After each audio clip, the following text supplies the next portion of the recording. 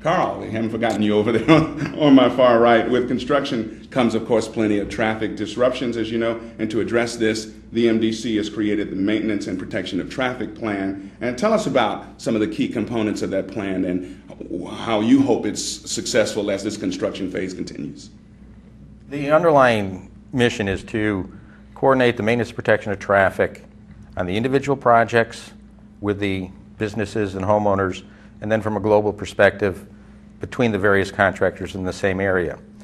The second part is to work very closely in the public information perspective so that information relative to the work zone setups, impacts are transmitted to the public outreach folks so that they can in fact coordinate with the people in the street. And then the last issue is we get involved many times during the course of the design process developing plans for the contractors.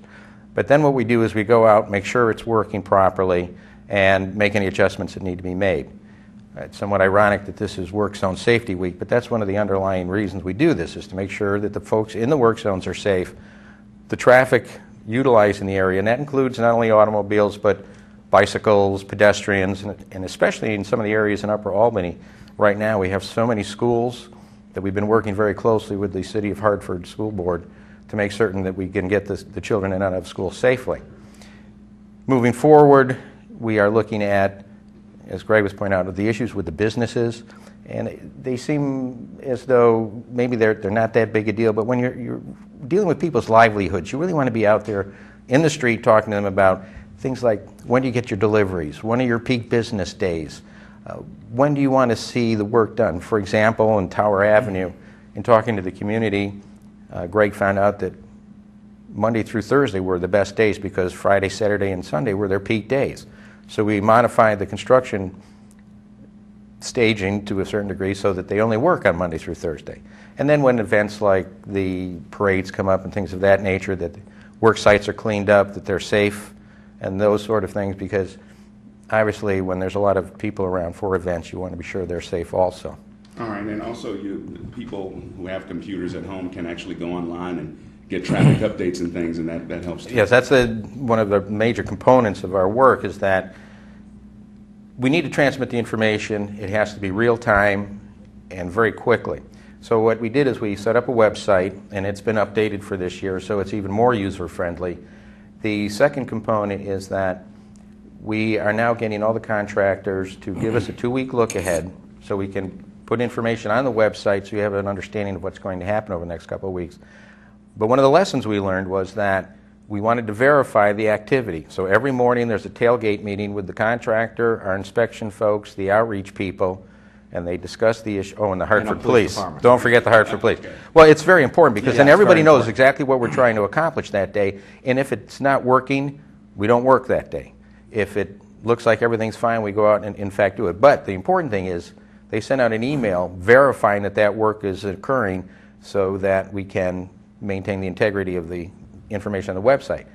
Conversely, if it's not going to work and they have to modify it, we also immediately update the website so it has very current information. We spend a lot of time, the MDC spends a lot of time and understand how important it is to mitigate the impacts of construction.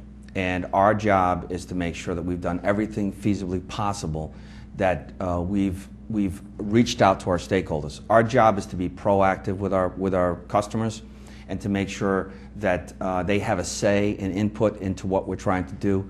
As Carl has indicated, we've actually stopped contractors from working that day because of the change in the pattern to the traffic, and it might create a detour that we have not had a chance to discuss with our stakeholders. So we're very, very committed to this. The website has to be real. If the information is not correct, and we're not looking at this on a 2-week and a 1-week look ahead, people won't trust it. When they get to a point on Garden Street in Albany and it doesn't say exactly what we're doing that day, people won't go to that website. So we recognize that. We have staff solely dedicated to updating that information. All right. right, Scott, thanks. Wastewater treatment plant in Hartford Yes. is a key component of the Right. Clean Water Project. Let's share with the viewers, if you will, the upgrade on that and how that work fits into the entire project. Right, as I said earlier, the majority of the 800 million, 400 or so million is associated with upgrading that facility. As I said, three reasons. One is the need to remove nitrogen. Most people don't understand nitrogen, which is generated from the plant and discharged into the river and then into the Long Island Sound. It creates algae.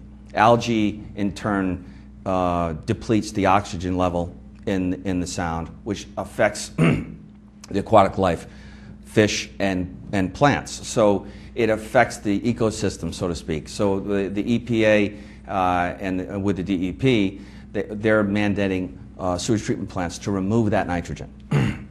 We started in 2005, and in all intents and purposes, we've cut that nitrogen amount down in half. And our goal, and we have a deadline of 2014 to get it down to the 2,300 pounds range. So that's a goal. We're on target for that.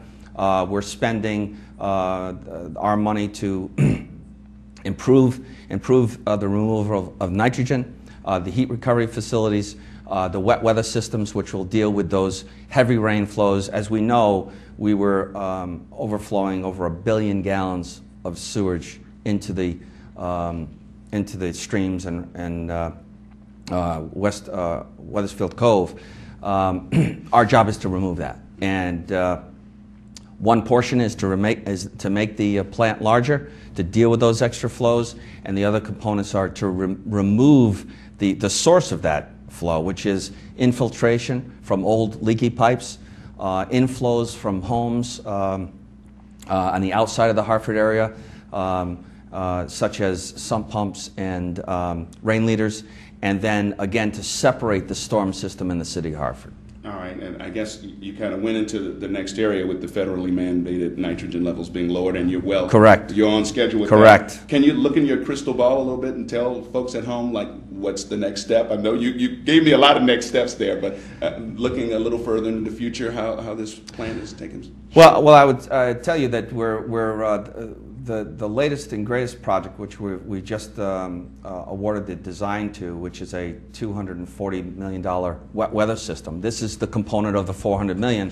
That will be to literally treat the heavy rainstorms that we get coming into the plant and providing a better treatment than we're getting now. Right now, even though it might be 200 million gallons or 180 million gallons a day, we could only treat 90 million gallons of that successfully in what we call secondary treatment through the plant. So this wet weather system will allow us to treat up to that 200 million gallon range a day and not be discharging raw sewage into the Connecticut River on a heavy rainstorm.